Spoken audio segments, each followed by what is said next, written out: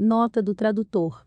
A presente obra faz parte de um total de 2 apêndices, dos quais um foi omitido para agilizar o andamento do trabalho, há muito postergado por mim devido a vários contratempos.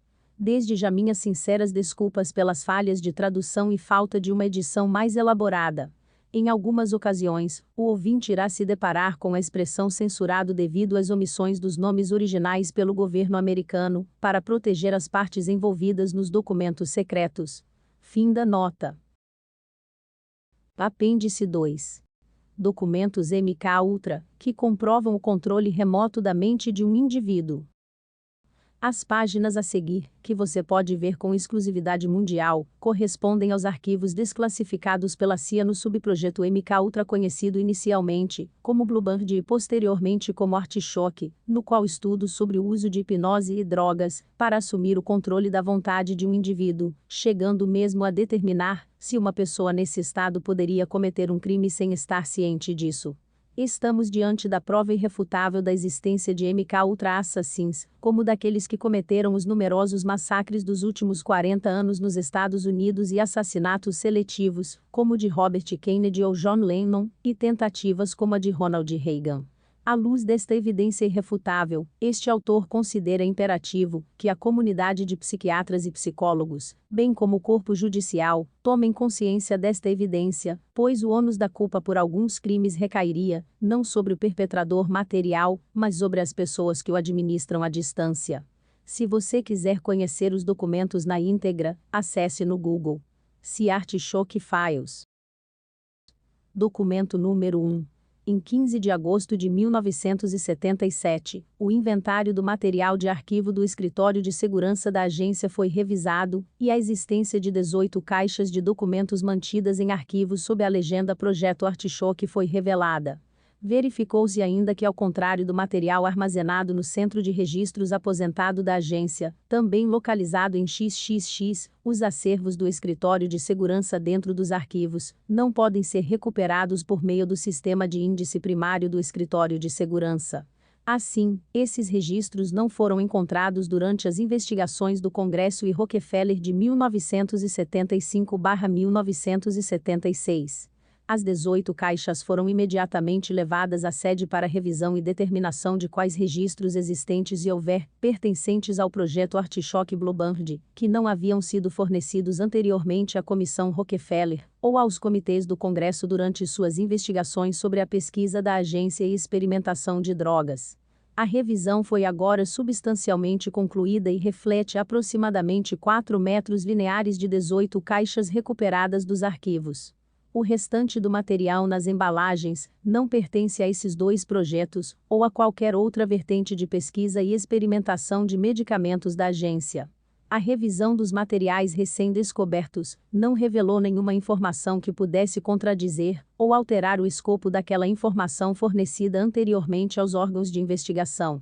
Em essência, o material recém-descoberto contém documentos de trabalho e material de arquivo, que apenas fornecem mais detalhes do que anteriormente esteve disponível. O material, conforme contido nas caixas recuperadas dos arquivos, não foi reunido de nenhuma maneira específica, portanto, a força-tarefa que revisou esse material dividiu os documentos em 7 categorias básicas. Segue resumo e descrição de cada categoria. Primeiro, literatura de antecedentes sobre controle de comportamento e medicamentos de interesse para o projeto Artichoke Bluebird. Os documentos desta coleção constituem efetivamente a biblioteca do projeto Artichoke Bluebird. A maior parte deste material consiste em artigos periódicos e reimpressões de monografias científicas relacionadas ao controle do comportamento e aos efeitos e características das drogas. Inclui várias bibliografias sobre assuntos como drogas, técnicas de interrogatório e entrevista, detectores de mentiras, hipnotismo e lavagem cerebral. Existem pastas sobre drogas e agentes químicos específicos, como rauofia-serpentina, meratran, mitrazol, mescalina, etc., juntamente com várias pastas sobre áreas de controle de comportamento não relacionadas a drogas, como amnésia, ESP, terapia de eletrochoque, lobotomia pré-frontal e esquizofrenia. Incluídos na coleção estão vários memorandos classificados, estudos e relatórios de inteligência. Os memorandos classificados foram em grande parte produzidos pela agência para coletar espécimes de várias drogas e discussões com especialistas não pertencentes à CIA. Os estudos classificados foram produzidos pela agência e pelo Departamento de Defesa. Por exemplo, o intitulado Significado Médico Estratégico da Dietilamina do ácido lisérgico. Existem vários estudos do Exército dos Estados Unidos da América sobre guerra psicológica, bem como relatórios de inteligência sobre pesquisa de drogas estrangeiras, como pesquisa psiquiátrica na Tchecoslováquia e uso de estimulantes nas Forças Armadas Soviéticas. Segundo as informações relacionadas às atividades de teste de drogas interrogatório envolvendo pessoas humanas. Uma comparação deste material com o que foi fornecido anteriormente mostra que, em geral, os documentos recém-descobertos contêm apenas detalhes adicionais sobre essa atividade, em vez de mudanças significativas em nosso entendimento anterior do uso de drogas em seres humanos pela agência. Parte desse material, no entanto, contém detalhes adicionais com garantias destacadas neste relatório. Há 1946 com várias drogas, que se acredita auxiliarem no interrogatório.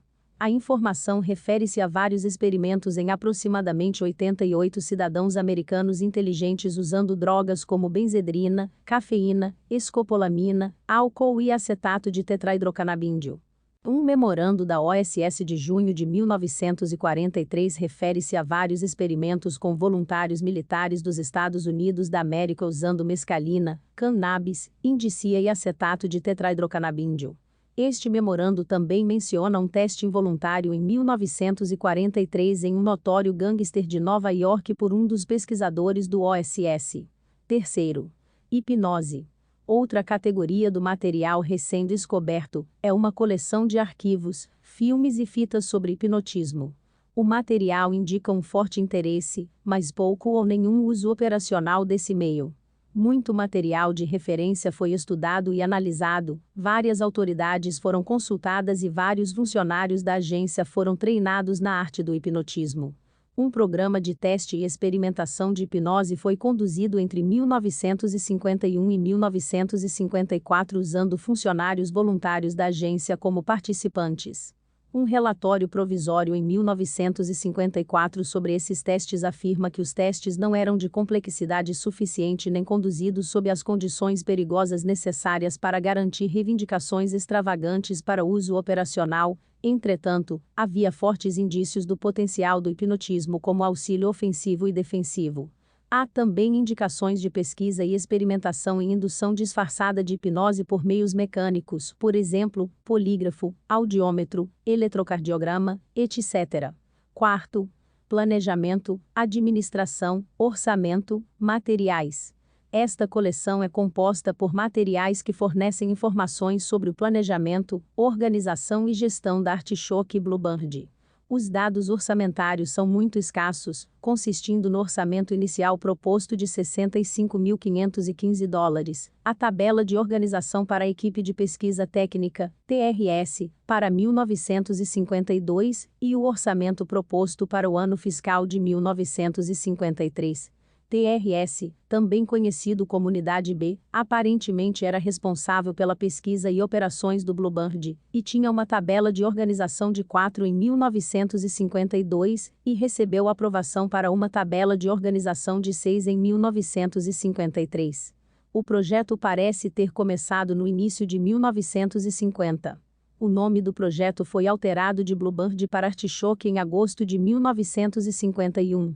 O novo material está intimamente relacionado com as informações fornecidas anteriormente.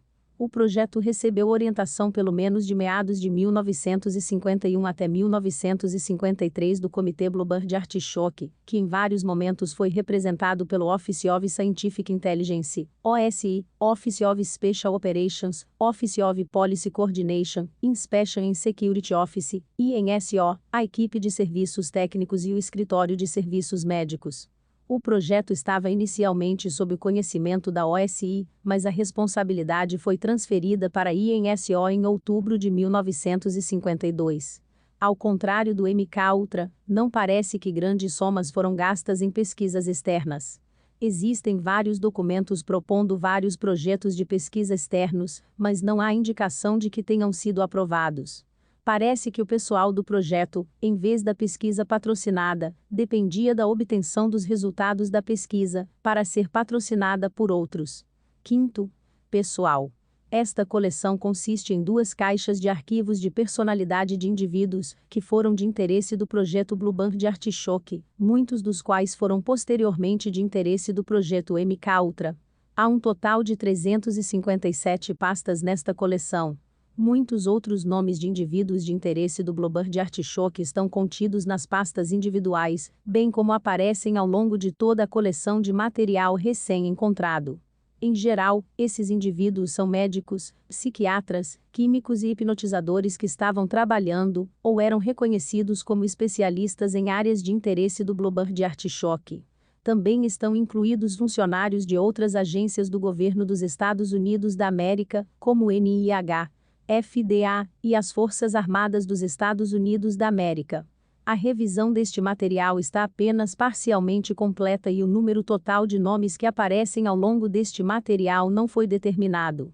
No entanto, o material não foi encontrado para conter os nomes de quaisquer indivíduos que foram sujeitos de quaisquer experimentos com drogas ou hipnose.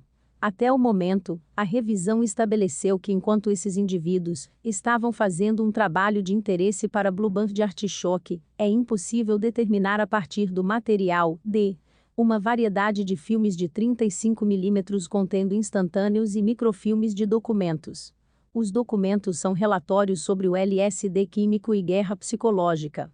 Os instantâneos parecem ser fotos típicas do tipo turístico, e não têm significado aparente em termos de técnicas de artichoke. Inventários de suprimentos de medicamentos disponíveis no escritório da Artichoke em vários momentos. Várias drogas, e um dispositivo de injeção, também foram encontrados nas caixas. Em 22 de agosto de 1977, um representante do escritório de serviços médicos da agência examinou esse material. A descrição do material, juntamente com os comentários do médico, segue abaixo. 1.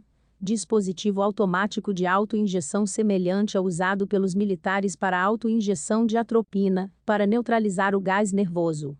Comentário. O desenho do dispositivo diferia do modelo do exército apenas no mecanismo de gatilho, que parecia ser mais rudimentar e menos confiável. 2. Raldixina, 100 mg comprimidos, descritos com precisão, como a origem da rauwolfia serpentina. Comentário. Esta é uma preparação médica ética ainda hoje usada, para tratar hipertensão e estados psicóticos. 3. Cloridrato de torazina, uma ampola, 25 mg. Comentário. A torazina é um tranquilizante comumente usado. 4. Metedrina, um pacote de 8 comprimidos, lacrado em plástico. Comentário. A metedrina é uma droga estimulante bem conhecida. 5. Maresine, 2 pequenos pacotes verdes, 2 comprimidos cada, selados em plástico. Comentário. Maresine é um medicamento anti-náusea ainda em uso. 6. Daprisal. Comentário. Analgésico suave contendo uma pequena quantidade de dexanfetamina, barbitúrico, ácido acetil salcílico e fenacetina. Não está listado entre os medicamentos atualmente em uso, mas não pode ser considerado uma preparação incomum. Se foi removido do uso clínico, o motivo mais provável foi porque foi substituído por preparações mais eficazes. 7. Um cartão de exibição lacrado do Laboratório de Pesquisa de Parkinson da Universidade de Colômbia mostrando as drogas listadas abaixo. Todas as drogas parecem ter sido usadas para o tratamento do parkinsonismo. Há drogas colinérgicas agudas usadas no tratamento do parkinsonismo. Iocina, Artane, Teforina, Pamparnite, Belabugara, Rabelo, Vinobel, Betolcerol. Comentário. Um relaxante muscular. C-Benadryl. Comentário. Um medicamento anti-histamínico usado para alergias. D-Dexedrina. Comentário. Um medicamento estimulante. E 2 medicamentos listados como em estudo. Composto 08958 e MK02 não puderam ser identificados. Comentário. Não há como saber o que eles contêm sem consultar o Laboratório de Pesquisa de Parkinson da Universidade de Colômbia. É minha suposição de que se tratava de novas drogas para o tratamento de Parkinson, que estavam sendo estudadas naquele laboratório na década de 1950. Documento número 2 sobre a BACM Research, paperlessarchives.com. A BACM Research paperlessarchives.com publica coleções documentais de pesquisa histórica. Os materiais cobrem presidências, figuras históricas, eventos históricos, celebridades, crime organizado, política, operações militares, crimes famosos, coleta de inteligência, espionagem, direitos civis, Primeira Guerra Mundial, Segunda Guerra Mundial, Guerra da Coreia, Guerra do Vietnã e muito mais. Material de origem do Federal Bureau of Investigation, FBI, Central Intelligence Agency, CIA, National Security Agency, NSA, Defense Intelligence Agency, DIA, Secret Service, National Security Council, Department of Defense, Joint Chiefs of Staff, Department of Justice, Registros e Administração do Arquivo Nacional e Bibliotecas Presidenciais. http://www.paperlessarchives.com. Documento número 3 Se Artichoke Files Manchurian Candidate. Artichoke Files. Artichoke era o criptônimo da CIA para o estudo e o uso de métodos especiais de interrogatório que sabidamente incluíam hipnose, drogas e isolamento total. Ele surgiu da Operação Bluebird da agência e foi um precursor do MK-Ultra da agência. O projeto Artichoke, também conhecido como Operação Artichoke, era dirigido pelo Escritório de Inteligência Científica da CIA. O projeto aprofundou os métodos de interrogatório estudados no projeto Bluebird da CIA. Os experimentos de técnicas ofensivas de controle da mente da Artichoke tentaram induzir amnésia e estados altamente sugestivos em seus participantes. A Artichoke enfocou o uso da hipnose, dependência forçada de morfina, retirada forçada da dependência de morfina, juntamente com outras drogas, produtos químicos e técnicas. O foco principal do programa foi resumido em um memorando da CIA de janeiro de 1952. Podemos obter o controle de um indivíduo, a ponto de ele cumprir nossas ordens contra sua vontade, e até mesmo contra as leis fundamentais da natureza, como autopreservação. Um experimento de programa tentou ver se era possível produzir um candidato da Manchúria. No romance de 1959 de Richard Condon, The Manchurian Candidate, um soldado americano, que foi colocado em estado hipnótico pelas forças comunistas, volta para casa para assassinar sob comando. 5 anos antes, a CIA considerava a possibilidade. Um relatório da CIA de janeiro de 1954 faz a pergunta: pode um indivíduo de ascendência redigido ser levado a cometer um ato de tentativa de assassinato involuntariamente sob a influência de Artichoke? Bannerman. Morse Allen. Assunto: treinamento especial. Referência é feita à nossa recente conversa sobre o treinamento de membros da equipe B em métodos hipnóticos como um pano de fundo essencial para o futuro trabalho de SI. A esse respeito, pode ser lembrado que censurado ex-IS fez um curso especial de hipnose de um chamado censurado, que frequentou desde o final censurado. Uma investigação especial foi realizada ainda antes de censurado fazer o curso, que revelou que em muitos aspectos censurado um personagem desagradável. No entanto, julgando apenas pelos resultados alcançados em censurado caso, o curso aparentemente é ministrado com sucesso. Em conexão com o acima, uma investigação paralela revelou o nome de um censurado, um hipnólogo profissional censurado, que tem uma excelente reputação profissional e ética. No entanto, o relatório investigativo não revelou se censurado ensinou hipnotismo ou ensinaria hipnotismo por uma taxa. Uma vez que o tempo é a essência nesta operação, considera-se que, de acordo com a sua sugestão original, 2 membros da equipe B devem ser autorizados a garantir a partir de censurado este curso especial de curta duração censurado começando o mais rápido possível censurado usando qualquer cobertura que seja necessária. Sugere-se que, se possível, censurado e censurado sejam designados para fazer este curso. Além disso, sugere-se que imediatamente após a conclusão deste curso, censurado recomendações ao vice-chefe, IIS, Sr. Bannerman e ao Sr. Allen do Projeto B, sobre se em sua opinião, o curso de censurado fornece a base necessária para este trabalho. No caso de uma recomendação favorável de censurado e censurado conforme estabelecido acima, este projeto designará imediatamente outros membros da equipe para este curso especial. No entanto, se a recomendação for desfavorável, sugere-se que sejam tomadas medidas imediatas para verificar se censurado ensinará hipnotismo e em que circunstâncias isso pode ser feito. Morse Allen. Documento número 5, data 9 de julho de 1951 para Morse Allen de censurado em 23 de junho de 1951, censurado foi contatado por telefone por censurado um detector de mentiras, censurado a respeito de um curso de instrução em hipnotismo, em que censurado afirmou que a instrução poderia começar a qualquer momento que o aluno se apresentasse a censurado. Em 2 de julho de 1951, aproximadamente às 13h00. A instrução começou com o censurado relatando ao aluno algumas de suas experiências sexuais. Censurado afirmou que usava constantemente o hipnotismo como meio de induzir garotas a ter relações sexuais com ele. Censurado interpretou censurado sob a influência do hipnotismo.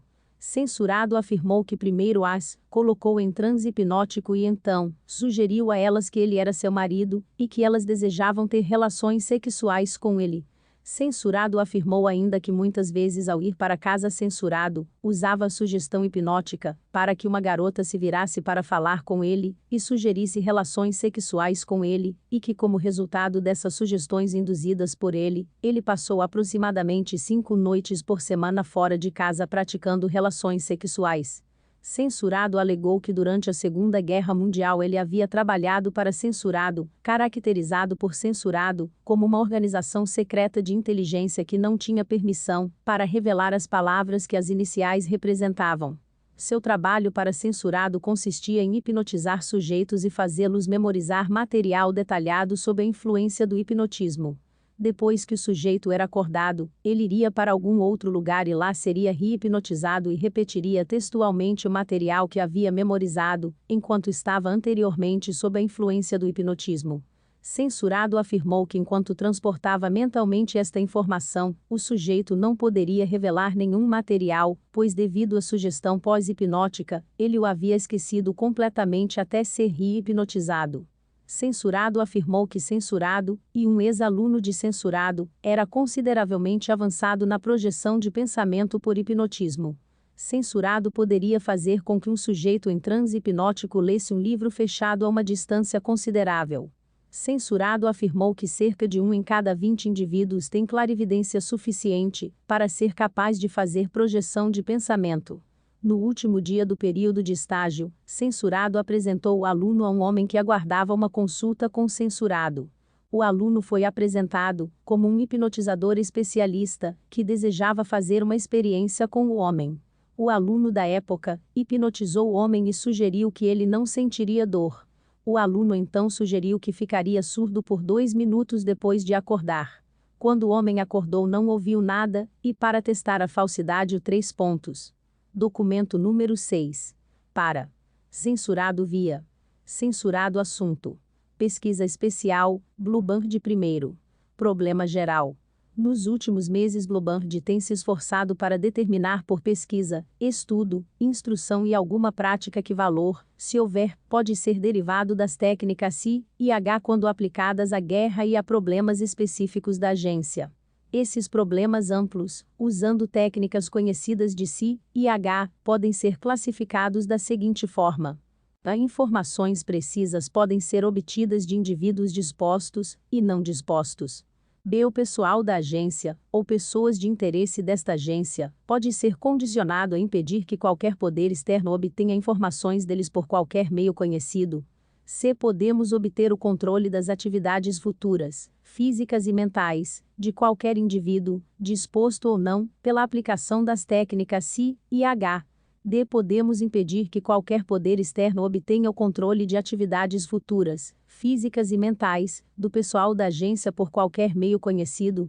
Bluebird acredita que a, acima, pode ser respondida afirmativamente usando as técnicas C e H. A Bluebird não está totalmente satisfeita com os resultados até o momento, mas acredita que com trabalho contínuo e estudo, resultados notáveis e lucrativos podem ser obtidos regularmente. No entanto, B, C e D, acima, ainda não podem ser respondidas, embora Bluebird seja da opinião de que há uma chance válida de que todas as três possam, em alguma data futura, ser respondidas afirmativamente.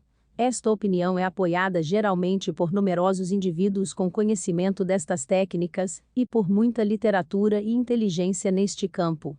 Uma vez que uma prova afirmativa de B, C e D seria de valor incrível para esta agência, o problema geral da Bluebird é estabelecer, conduzir e realizar pesquisas, práticas, não teóricas, nessa direção.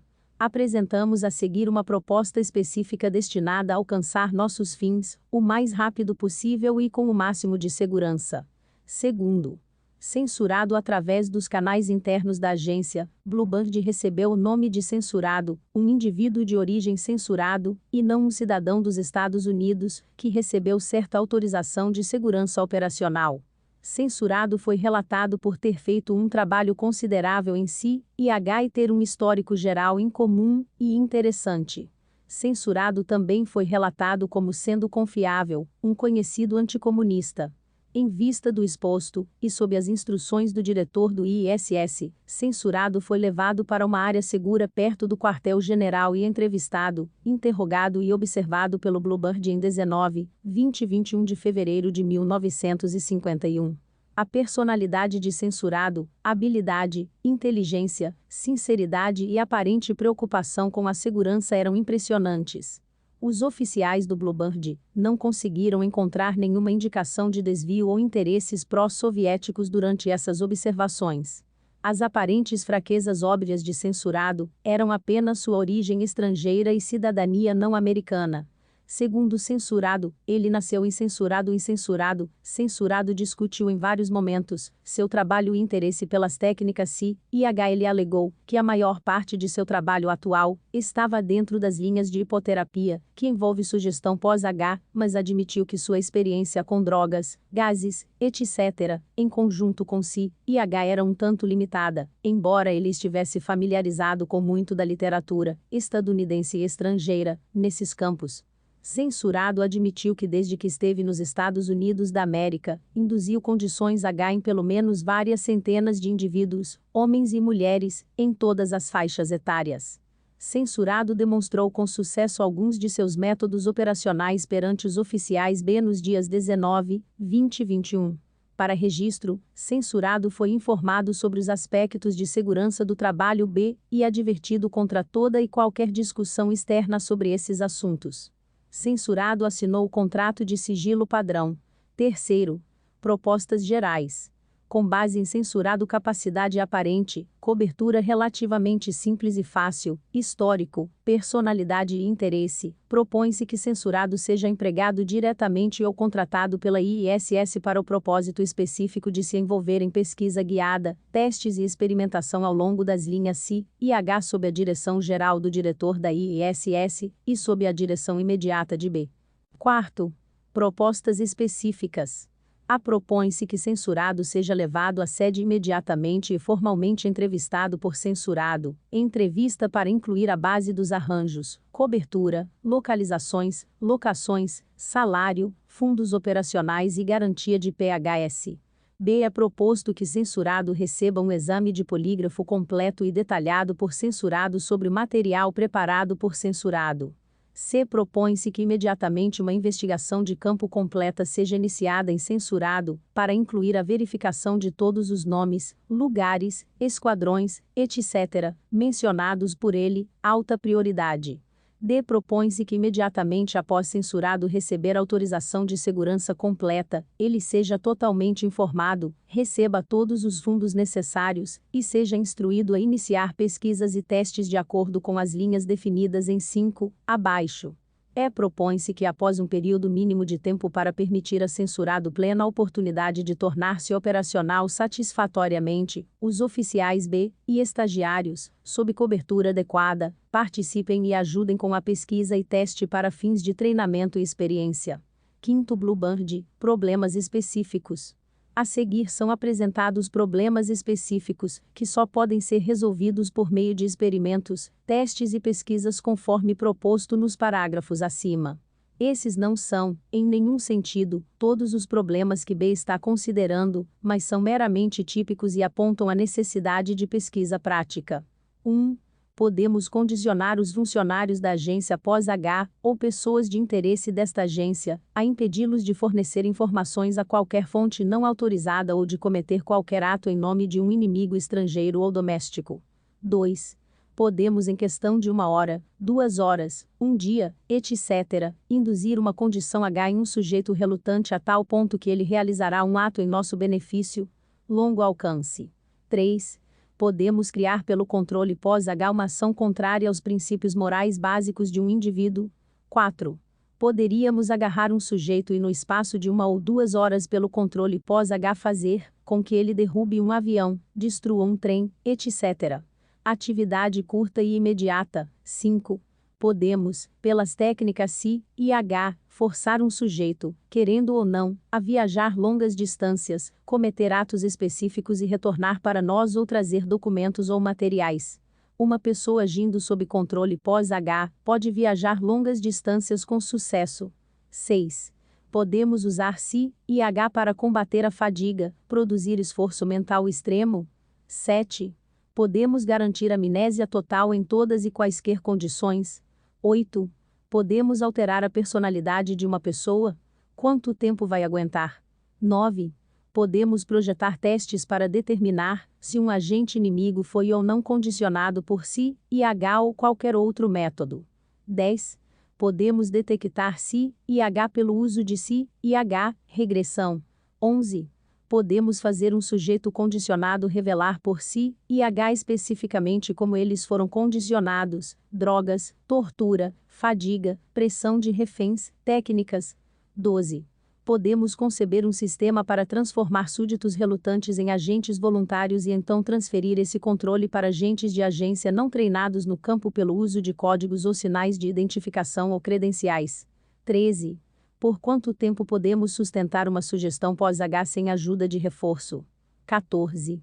Qual seria a maneira mais rápida de induzir condições de C e H, com drogas ou sem quaisquer ajudas mecânicas? 15. Podemos conceber uma técnica padrão simples e relativamente rápida para induzir condições C e H que possam ser usadas por agentes não treinados, com ou sem drogas. 16. É possível encontrar um gás que possa ser usado para obter o controle-se de uma caneta de gás, inodoro, incolor, um disparo, etc. 17. Quais são os detalhes completos sobre a máquina indutora do sono? 18.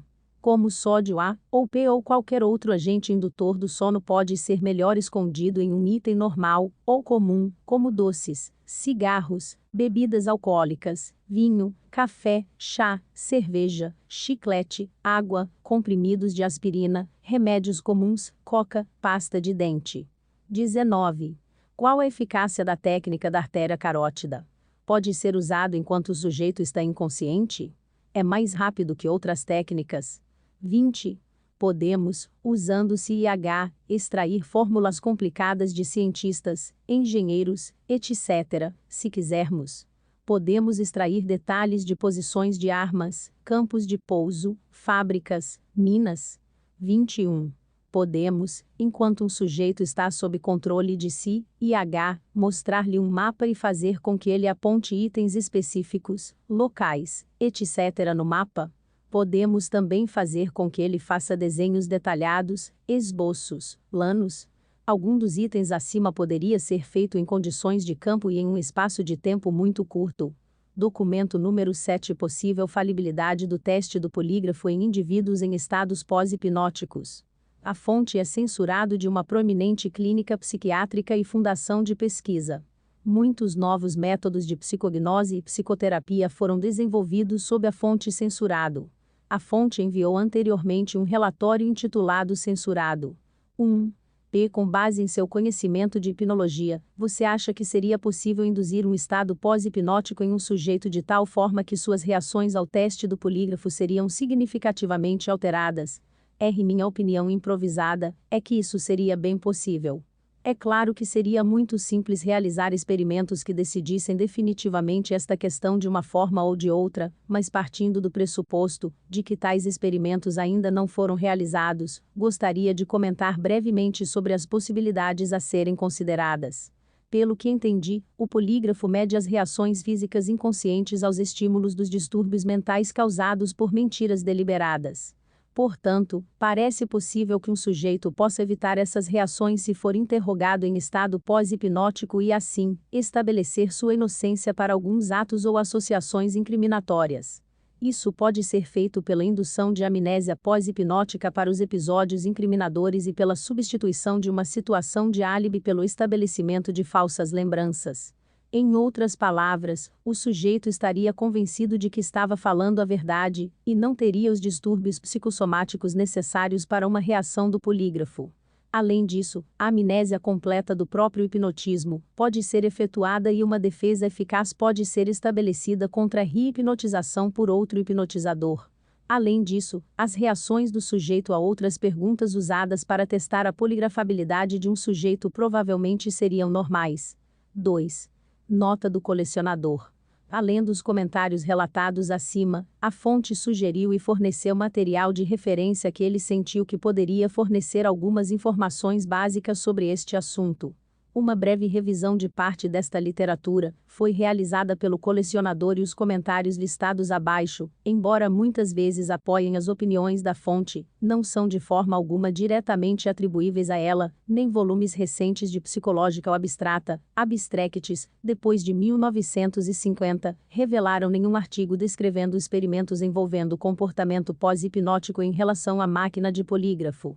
Portanto, os comentários a seguir incluem outras referências que o colecionador considera como possivelmente aplicáveis ao problema. A natureza do estado pós-hipnótico. Em primeiro lugar, ainda parece haver muita confusão sobre a real natureza do próprio estado pós-hipnótico e sobre o alcance da influência do operador nas reações do sujeito quando acordado.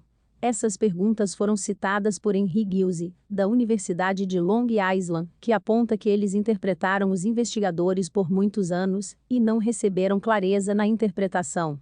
Ele prossegue dizendo que talvez ainda mais complexa seja a questão de como um sujeito responde ao fato de estar se comportando de maneira diferente de seu comportamento usual. Ele explica que o ato pós-hipnótico muitas vezes terá em si um aspecto de lembrança quanto à sugestão dada no transe, mas acrescenta: claro, alguns fenômenos de natureza pós-hipnótica, como a experiência alucinatória, podem ser aceitos pelo sujeito como sendo de autenticidade inquestionável. Hipnose e conduta antissocial. Apesar de uma controvérsia ativa sobre o assunto, há muitas evidências de que o hipnotismo pode induzir comportamentos antissociais. 2. A esse respeito, deve-se ressaltar que tais atos podem ser realizados no estado pós-hipnótico sem aparente conhecimento ou sentimento por parte do sujeito. Vários experimentos mostraram que tais sujeitos lidavam com peculiaridades em suas atividades pós-hipnóticas, aceitando-as como aspectos congêneres de seu comportamento. 3.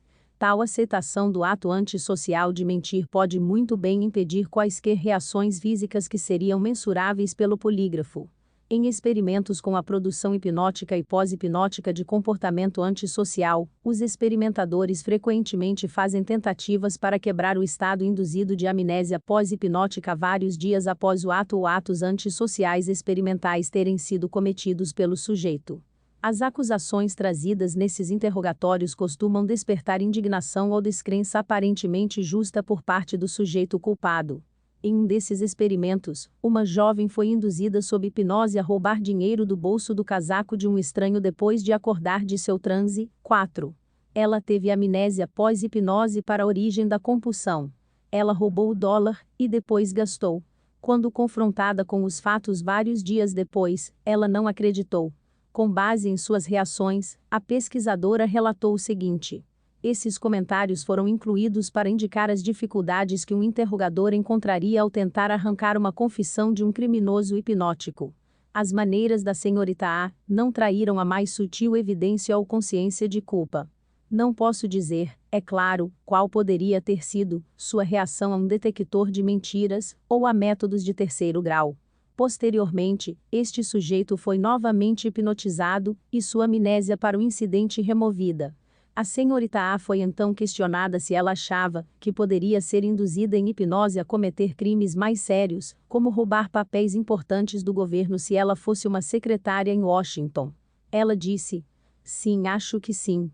Ela manteve essa crença tanto no estado de transe quanto no estado normal.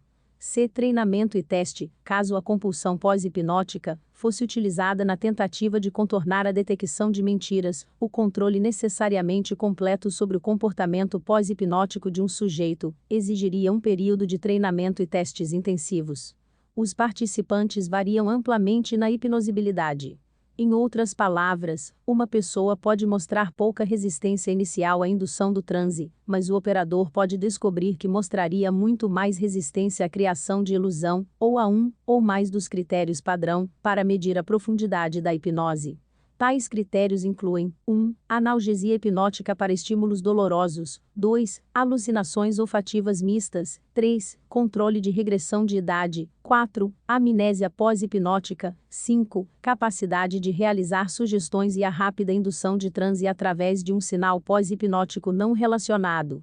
Como Brenman apontou, para alcançar os melhores resultados, deve-se utilizar as características individuais de cada sujeito.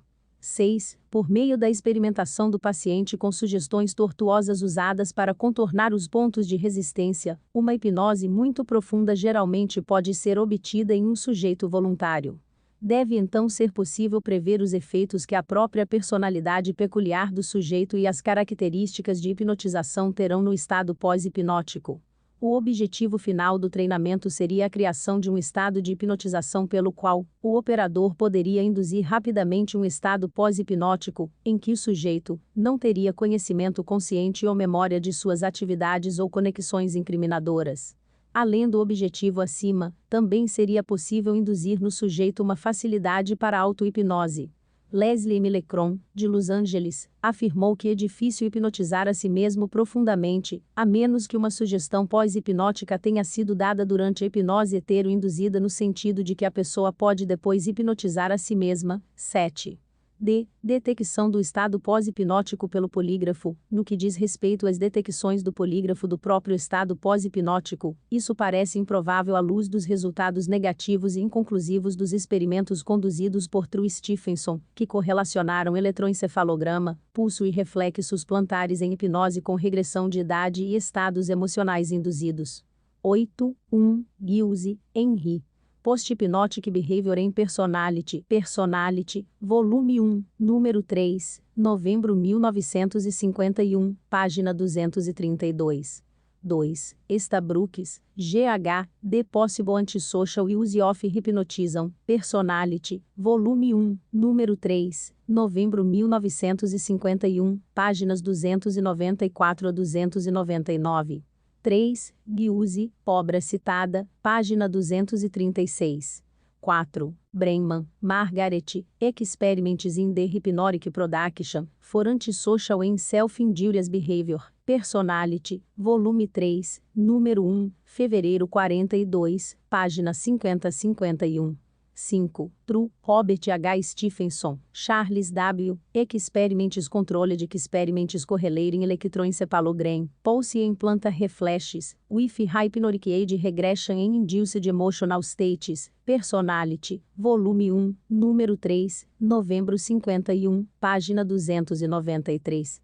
6. Brenman, obra citada, página 52.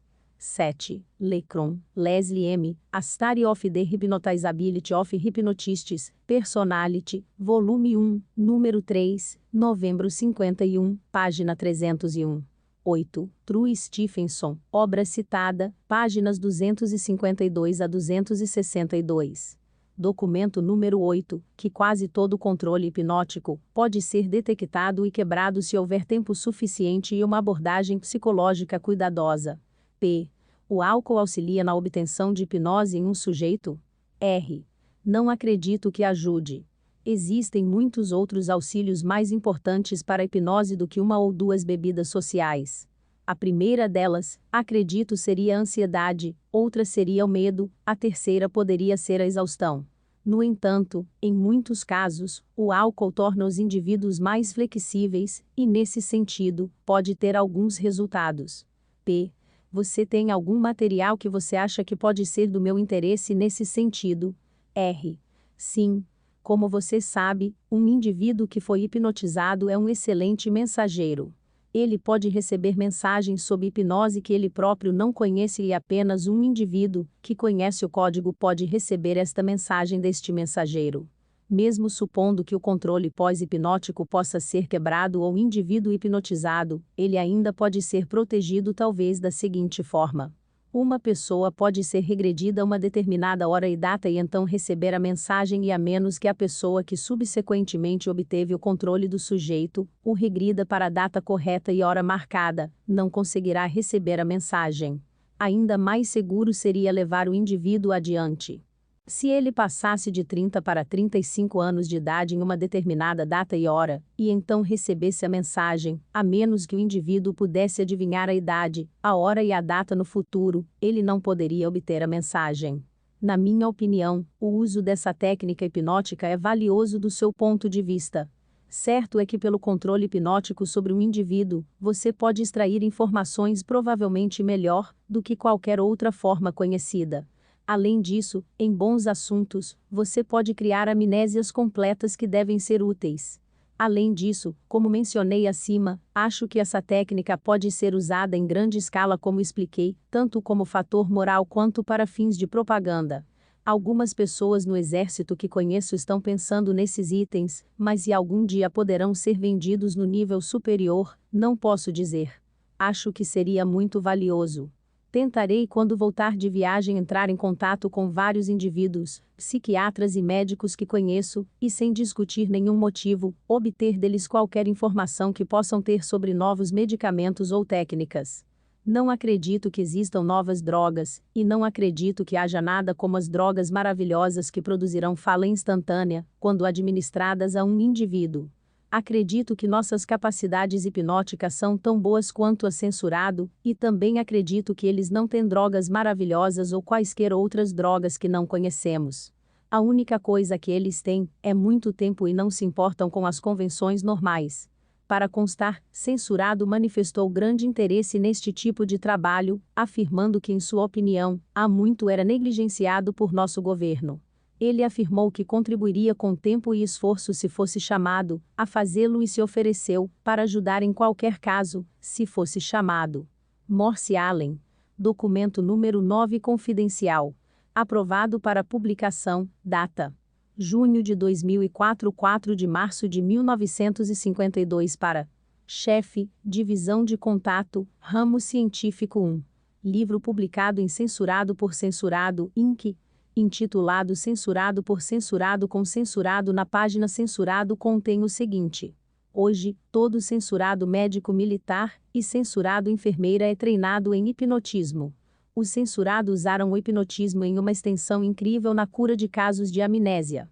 Seus psicólogos usam para casos traumáticos. A hipnose tornou-se de fato a arma suprema censurado no tratamento de neuroses de guerra. Você poderia, por favor, informar se o Dr. Jäger tem algum interesse em descobrir quais fatos, se houver, os autores têm para apoiar as declarações contidas na citação acima? Tal investigação seria, sem dúvida, demorada e não desejamos embarcar nela a menos que tenhamos alguma garantia de que os resultados possam ser valiosos para a CIA. 2. Este livro, nas páginas Censurado e Censurado, também contém as seguintes declarações que podem ser de interesse para censurado, bem como para a OSI. Censurado, um autor de sucesso de livros sobre censurado e censurado, foi um passo além. Ele declarou: eu posso hipnotizar um homem, sem seu conhecimento ou consentimento, para cometer traição contra os Estados Unidos. Se eu posso fazer isso, os psicólogos de outras nações também podem no caso de outra guerra. O professor censurado está absolutamente certo. Eu também poderia produzir agentes secretos hipnóticos, assim como centenas de outros treinados na ciência da sugestão hipnótica. Eu ficaria surpreso se muitos serviços secretos não estivessem agora realmente empregando métodos hipnóticos para algumas de suas atividades clandestinas. Logo após o início da Segunda Guerra Mundial, censurado ligou para censurado. Ele foi questionado por oficiais de inteligência sobre a possibilidade de que os serviços secretos censurado e censurado possam estar planejando usar o hipnotismo para obter informações. Documento número 10.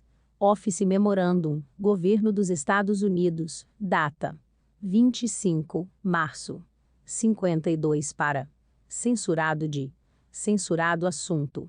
III 1. Você me pediu para escrever algumas das minhas ideias sobre como eu iria obter ajuda especializada em hipnotismo.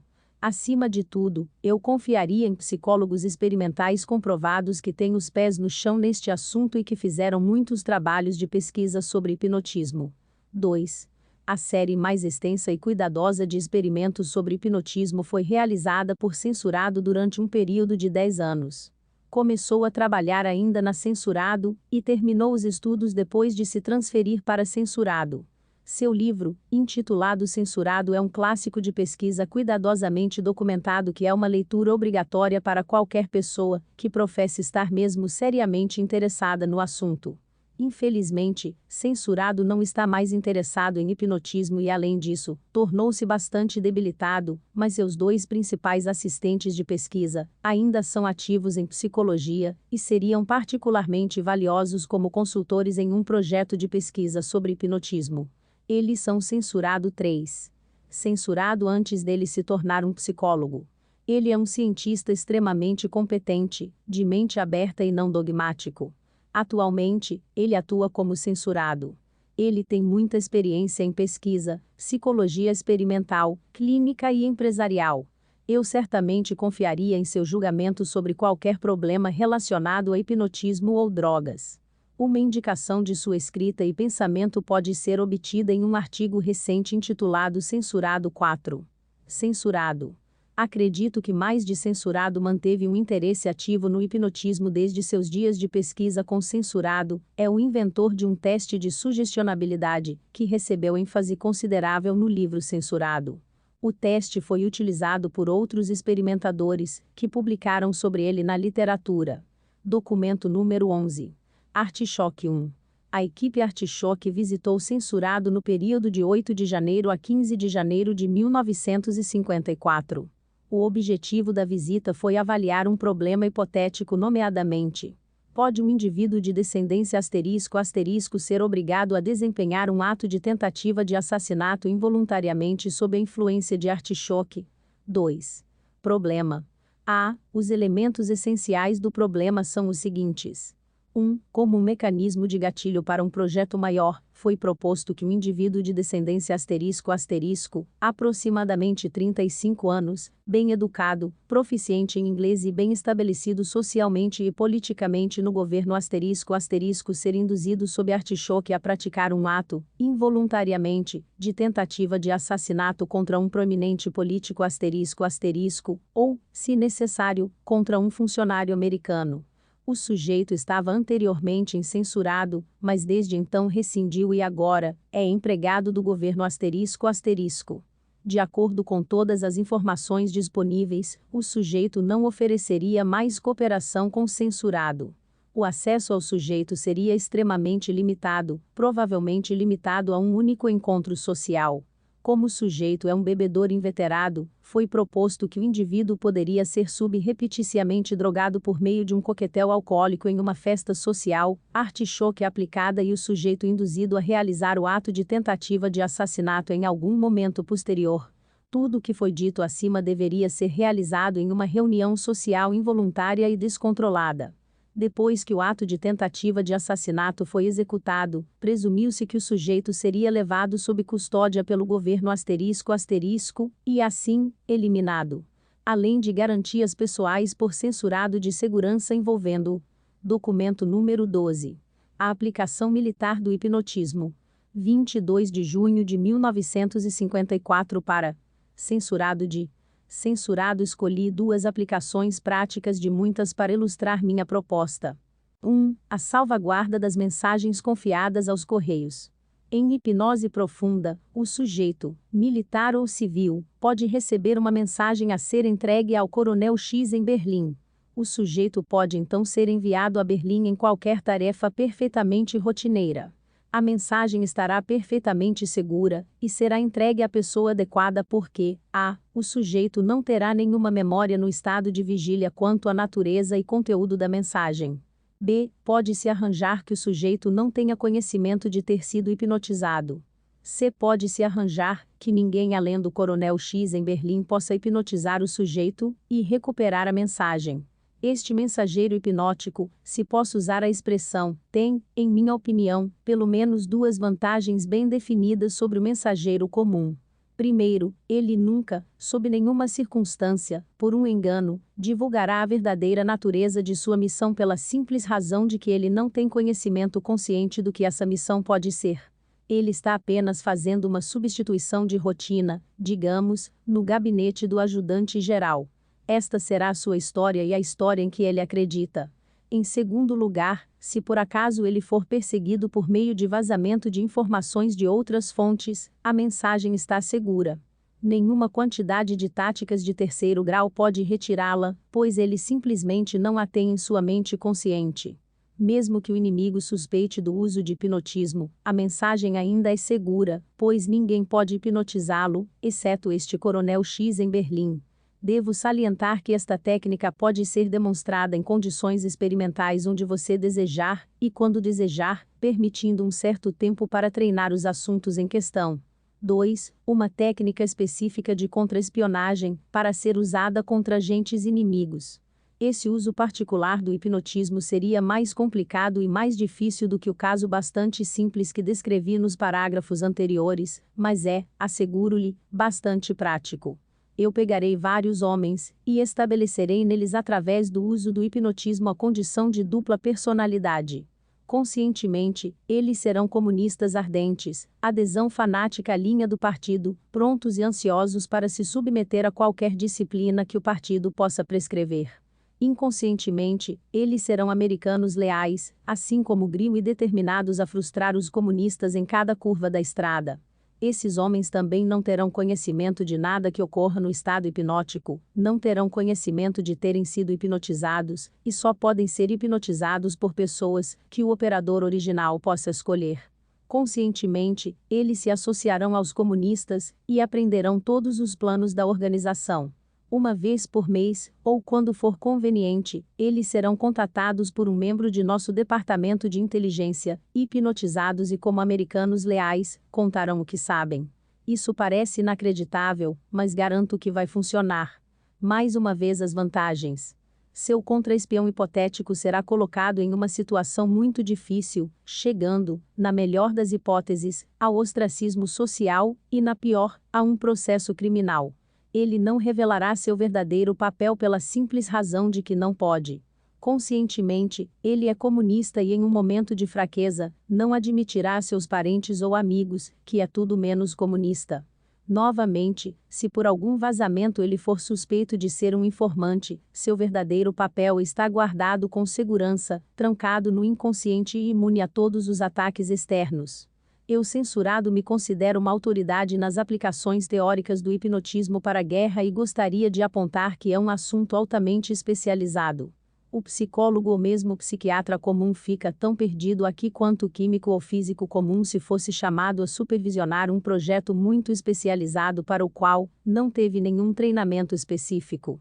Eu afirmo que posso demonstrar todas as minhas alegações particulares para satisfação das agências governamentais e solicito a oportunidade de fazê-lo.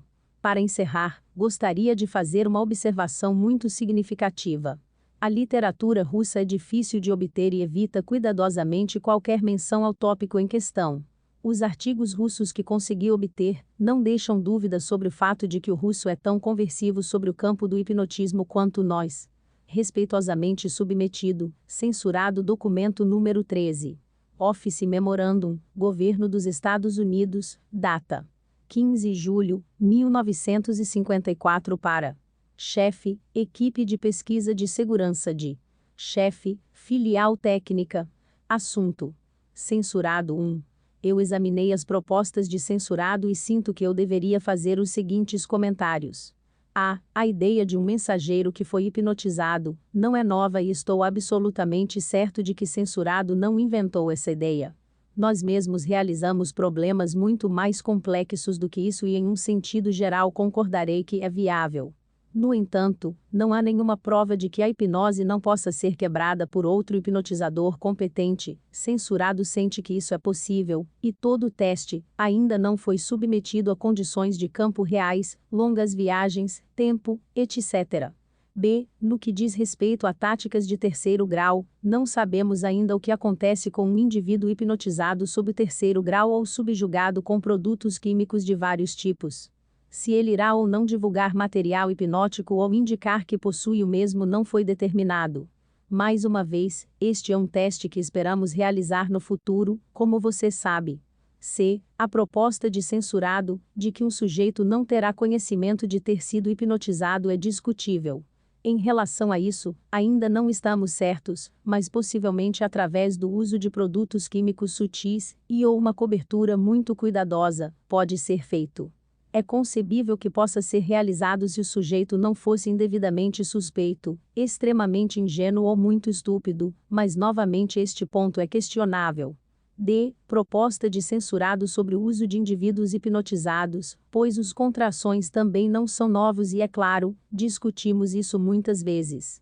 Seja ou não de fato demonstrado, não temos certeza e espera-se que os testes de campo que estamos trabalhando possam nos ajudar nestas linhas. Documento número 14. Hipnotismo e operações secretas. Primeiro, hipnotismo. A. O que é isso? B. Quem pode ser hipnotizado? C. A indução da hipnose. 1. Pré-teste para sugestibilidade. 2. Procedimentos de indução. A. Sugestão verbal. B. Fascinação mais sugestão verbal. C. Narco-hipnose. 3. Despertar. 4. Sugestões pós-hipnóticas. 5. Regressão de idade. D. Outros fatores. 1. O que faz um bom sujeito? 2. O que caracteriza um bom operador? 3. Estágios de hipnose. 4. Leis do hipnotismo. 5. Um sujeito pode ser hipnotizado contra sua vontade? Segundo, aplicação de hipnose a operações secretas. A. Pré-teste disfarçado. B. Indução disfarçada. C. Situações operacionais específicas. Terceiro, pesquisa. Quarto, resumo das conclusões. Quinto, recomendações. O consultor acima referido, que participou nas operações da agência como membro de uma equipe da Artichoque, sente que a narco-hipnose tal como a conhece não é tão eficaz, como pode parecer à primeira vista. Ele sente que o estupor que se reside não em todos os casos permite que um estágio profundo de hipnose seja muito difícil de controlar, e mais, certos fenômenos pós-hipnóticos, de grande valor em trabalho clandestino, podem estar faltando. 3. Por outro lado, ele concorda que a hipnose assistida por drogas é essencial no trabalho da CIA. 3. Despertar. Não há instância registrada em que um sujeito hipnotizado não despertou. Nenhum sujeito em sem dormir além da sugestão do hipnotizador, em um momento, vou despertar você. Você vai se sentir bem, feliz e alegre. Não haverá efeitos nocivos, nenhuma dor de cabeça, sonolência, rigidez ou outro desconforto. Eu vou contar até 3, e no 3 eu vou estalar meus dedos, e você ficará completamente acordado. 1. Você está dormindo muito mais levemente. 2. Quase acordado agora. 3. Estalo. Você está acordado. Se por qualquer motivo, um sujeito não deseja despertar, geralmente conectado com um desejo de continuar o prazer e o conforto da liberação da ansiedade e da preocupação que acompanha a hipnose aparentemente, existem várias outras técnicas a serem tentadas. 3. Censurado e alguns outros psiquiatras não concordam, pelo menos no que diz respeito ao uso terapêutico da narco-hipnose, mas suponha que enquanto sob hipnose se diz a um sujeito que a vida de um ente querido está em perigo por causa de um maníaco, e que o único meio de resgate é atirar numa pessoa designada como maníaco. 3 profissionais especializados, 2 de universidades, e o consultor da agência citado acima, dizem que não há dúvida, com base em sua experiência, de que em tais circunstâncias seria tentado um assassinato. A única exigência é que a proposta seja colocada de uma forma e maneira aceitável para o sujeito. A maioria das autoridades modernas sente que um sujeito executará qualquer sugestão que possa ser racionalizada dentro da estrutura de seu código moral. Atualmente, há um julgamento de assassinato incensurado no qual o assassino foi julgado como estando sob hipnose no momento do crime. Ele foi novamente julgado, libertado e o hipnotizador julgado e condenado. O caso está agora sob apelação. O comentário dos 3 informantes conhecedores foi que o hipnotizador deve ter sido um amador para ter sido descoberto, pois qualquer operador experiente saberia como sugerir o fato de que ele tinha organizado o crime. Segundo a aplicação da hipnose para cobertar operações. Obviamente, pré-testes disfarçados e indução são necessários para o uso da hipnose em operações clandestinas. Sem pelo menos o segundo deles, não consigo ver que qualquer técnica hipnótica encoberta exija experimentação operacional. As possibilidades não são apenas interessantes, elas são assustadoras. Uma espécie de mundo orwelliano da hipnose de duplo pensamento, embora improvável, não é totalmente fantástico. Uma coisa é clara. Não sabemos realmente dentro de que limites a crença pode ser mudada pela hipnose. Com base no que li, julgo que censurado usa um procedimento elaborado de reflexão condicionada em sua lavagem cerebral. Mesmo assim, a hipnose pode, por um lado, ser capaz de pré-condicionar um sujeito contra as pressões, ou após o fato de ajudar a desfazer o dano. Caso análogo número 1.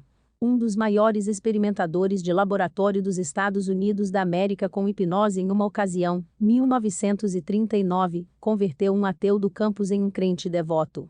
O mesmo operador estava a ponto de tentar um experimento semelhante ao contrário com um estudante de divindade, quando as autoridades universitárias proibiram a realização de mais testes.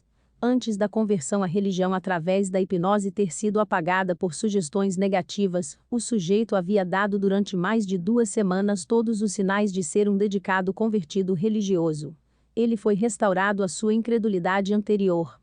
Não sei como estimar quanto tempo teria durado a orientação hipnoticamente imposta, mas uma vez implantada, é claro, as circunstâncias tendiam a reforçá-la. Dado que um sujeito poderia ser convertido, a nova orientação poderia se tornar permanente, sentiu o experimentador. Como parte de seu procedimento de doutrinação, o pessoal da CIA poderia ser testado quanto à suscetibilidade hipnótica. Na verdade, parece ser mais fácil hipnotizar um grande número de pessoas do que um único sujeito, pois os melhores sujeitos vão abaixo rapidamente. Documento número 15, 31 de janeiro, 1975. Memorando para o registro. Assunto: Projeto Artichoke. Artichoke é o criptograma da Agência para o Estudo e o Uso de Métodos e Técnicas Especiais de Interrogatório. Estes métodos especiais de interrogatório são conhecidos por incluir o uso de drogas e produtos químicos, hipnose e isolamento total, uma forma de assédio psicológico. Uma revisão das informações de arquivo disponíveis obtidas do Escritório de Segurança não refletiu um quadro abrangente ou completo do programa Artichoke, de acordo com a participação do Escritório de Segurança. Informações fragmentadas contidas em uma variedade de arquivos mantidos anteriormente pelo Pessoal de Pesquisa de Segurança, SRS, refletiram vários documentos básicos que descreveram, em termos gerais, o programa conhecido como Artichoke. As informações contidas nele indicavam que antes de 1952, o Escritório de Segurança havia estudado o uso de drogas e produtos químicos em interrogatórios não convencionais. Estes estudos foram evidentemente coordenados com a unidade da agência, que foi então chamada de OSI. OSI naquela época era aparentemente a unidade de coordenação dentro da CIA. Um artigo refletiu que uma equipe do Office of Security já em 1949 a 1950 experimentou drogas e hipnose em um projeto chamado Bluebird. Este artigo também refletiu que em 1951, os interrogatórios reais utilizando drogas eram conduzidos por uma equipe combinada de pessoal do Escritório de Segurança e do Escritório de Serviços Médicos, mas poucos detalhes estavam disponíveis. As informações do arquivo indicavam que, em 1952, a responsabilidade geral pelo projeto Artichoke passou da OSI para o Escritório de Segurança. Referências ao uso operacional de drogas como auxílio ao interrogatório desde aquela época foram encontradas em vários arquivos, mas poucos detalhes sobre esses experimentos foram refletidos. Um memorando, título do assunto: Projeto Artichoke, datado de 21 de novembro de 1952, pelo Sr. Sheffield Edwards, refletiu a transferência do controle do projeto Artichoke da OSI para o Escritório de Segurança. O memorando indicava que o ISO, Escritório de Segurança, deveria recorrer às instalações de pesquisa e suporte da equipe médica da CIA e do Escritório de Serviços Técnicos, conforme necessário. A responsabilidade pela avaliação dos aspectos de inteligência estrangeira do projeto permaneceria com a OSI, a unidade dentro do Escritório de Segurança, que aparentemente coordenou as atividades do projeto Artichoke, foi a SRS, com o senhor censurado por muitos anos como ponto focal. Detalhes do envolvimento do Escritório de Segurança em utilizações operacionais individuais do projeto Artichoke foram encontrados em muito poucos casos. Uma referência em um registro do SRS, 1951 a 1967, refletia, no entanto, que o SRS esteve envolvido na experimentação e no uso da hipnose desde o início. Na mesma referência, foi declarado que a SRS examinou e investigou várias técnicas incomuns de interrogatório, incluindo assédio psicológico e questões como isolamento total. O registro SRS acima referido, que cobria um período de 1951 a 1967, indicava que a partir de 1967, o termo artichoke não é mais de uso geral, e o interrogatório de drogas é conduzido por recomendação de um comitê da agência do qual o chefe, SRS, é o representante do Gabinete de Segurança. Não foi encontrado nenhum registro que refletisse quando ou se a responsabilidade geral pelo projeto Artichoke foi transferida do Escritório de Segurança para qualquer outro componente da agência. Uma das poucas áreas em que informações detalhadas estavam disponíveis dizia respeito a experimentos hipnóticos. Um registro de experimentos hipnóticos conduzidos pelo pessoal do Office of Security foi revisado. O registro refletia que numerosos, provavelmente centenas, experimentos com hipnotismo foram conduzidos nos prédios da agência, aparentemente utilizando os funcionários voluntários como sujeitos. Em alguns casos, estiveram presentes representantes de outros componentes da agência além do Escritório de Segurança. O registro refletia experimentos hipnóticos durante 1951, 1952 e 1953. Não foi possível determinar a partir de informações de arquivo disponíveis quando os experimentos hipnóticos realmente começaram ou cessaram.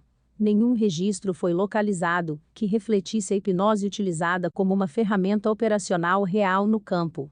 Em conexão com o hipnotismo, parece que a SRS utilizou um funcionário da agência, um censurado, como informante em várias sociedades que lidam com o hipnotismo, para manter-se a par dos desenvolvimentos atuais no campo.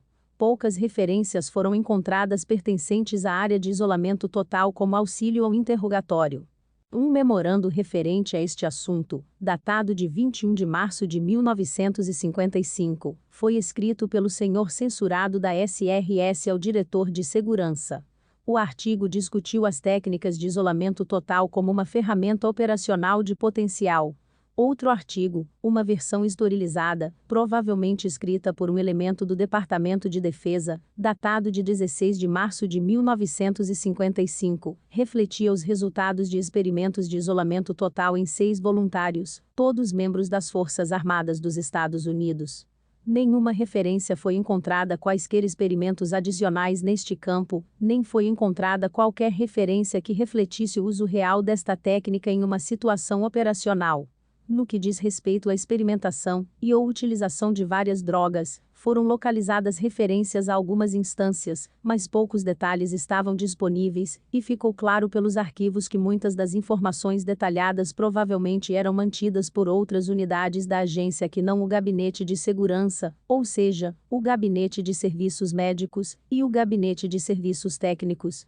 Entre os casos em que foram localizados detalhes em que drogas foram usadas em um ambiente operacional sob os auspícios do projeto Artichoke, foram os seguintes. Em 1954, 3 indivíduos foram interrogados por uma equipe do projeto Artichoke utilizando drogas de natureza não especificada. Os 3 indivíduos foram identificados como censurado, censurado e censurado em um memorando datado de 13 de janeiro de 1955, com uma folha de rosto assinada pelo senhor censurado. Os interrogatórios ocorreram em censurado, e o memorando mencionava injeções de solução número 1 e solução número 2, mas essas drogas não foram mais identificadas. Foi observado no memorando que os casos foram tratados sob técnicas diretas de drogas, hipnose ou narco-hipnose não foram tentadas. B. Um memorando datado de 20 de janeiro de 1959 para o senhor censurado de censurado, indicou que uma solicitação de campo foi feita para um interrogatório P1. O escritor censurado identificou um interrogatório P1 como alguém usando LSD. A aprovação foi concedida em 27 de janeiro de 1959 pelas iniciais censurado, presumivelmente senhor censurado. Nenhuma outra referência ao caso foi encontrada, portanto, nenhum detalhe estava disponível. C. Uma série de telegramas entre censurado e o quartel-general em 1955 solicitava interrogatórios de artichoque para 9 pessoas. Nenhuma disposição neste caso foi encontrada, no entanto, um recibo de transmissão afixado aos materiais datado de 1960 indicava que os interrogatórios de artichoque provavelmente não ocorreram em censurado naquela época. D. Um memorando contido no arquivo de segurança de censurado refletia que uma equipe artichoque foi despachada para censurado em junho de 1952 para conduzir interrogatórios artichoque em censurado. Nenhuma outra referência a essas operações foi anotada e nenhuma disposição foi encontrada. E, no caso de censurado, operação de censurado em censurado, drogas foram utilizadas no interrogatório ocorrido em censurado. Mais uma vez, os detalhes da operação não estavam disponíveis. No entanto, uma entrevista com o representante do escritório de segurança que participou do interrogatório revelou que uma forma de LSD foi usada neste caso. Neste caso, a aprovação foi concedida pela sede para o interrogatório artichoque. Um memorando datado de 6 de julho de 1960, assinado pelo senhor censurado, vice-diretor de segurança, refletia que a aprovação para o uso de drogas neste caso foi concedida em uma reunião do Comitê de Drogas em 1º de julho de 1960 e cabeada para censurado.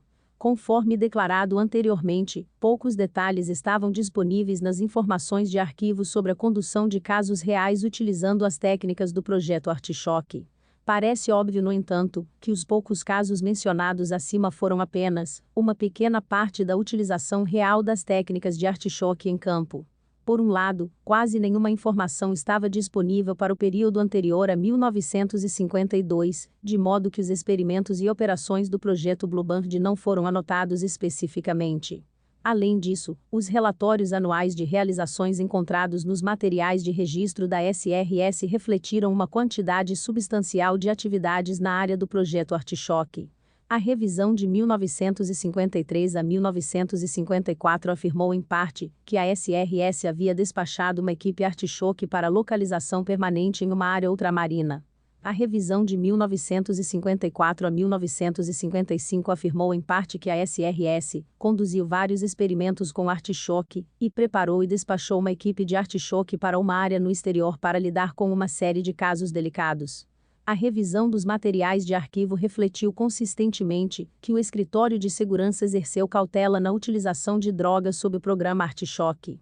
Embora seja aparente que o SRS por vários anos esteve envolvido com alguns outros componentes da agência em pesquisa e trabalho operacional com drogas alucinógenas, o trabalho aparentemente foi conduzido sob controles rígidos. Conforme declarado anteriormente, nenhuma informação referente a quando ou se o controle do projeto Artichoque foi transferido do escritório de segurança para outro componente da agência foi localizada. Aparentemente, a SRS manteve um inventário de materiais de artichoque que continham numerosas drogas de todos os tipos, incluindo LSD-25. Um memorando datado de 14 de outubro de 1957 solicitou autorização para que a SRS cedesse materiais e aparelhos artichoque ao doutor censurado dos serviços médicos. O memorando foi escrito pelo senhor censurado, e a aprovação para transferir os materiais foi concedida pelo senhor censurado em 17 de outubro de 1957. Na revisão das informações de arquivo contidas nos materiais da SRS, um incidente ocorrido em novembro de 1953 parece digno de nota. Embora não esteja claro nas informações do arquivo se o incidente ocorreu ou não sob os auspícios do projeto Artichoke, o incidente envolveu o uso de LSD em um exercício experimental. Frank Olson, um funcionário civil do Departamento do Exército, cometeu suicídio cerca de uma semana depois de ter sido administrado LSD por um representante da agência. Os detalhes relativos a este incidente aparentemente serão relatados em um memorando separado, mas parece que a droga foi administrada a vários indivíduos involuntários por um Dr. Gottlieb, na época um chefe de filial na TSS, agora OTS. Pouco tempo depois que o LSD foi administrado, os sujeitos foram informados de que haviam recebido LSD. No dia seguinte ao experimento, Olson começou a se comportar de maneira peculiar e errática, e posteriormente foi colocado sob os cuidados de um psiquiatra. Alguns dias depois, Olson quebrou uma janela em um hotel de Nova York em um aparente suicídio. Um memorando datado de 1º de dezembro de 1953 da equipe do IG causou o confisco de todos os materiais de LSD. As informações contidas nos arquivos mencionados acima refletem que o medicamento foi administrado sem o conhecimento prévio ou aprovação do Escritório de Segurança ou do Escritório de Serviços Médicos.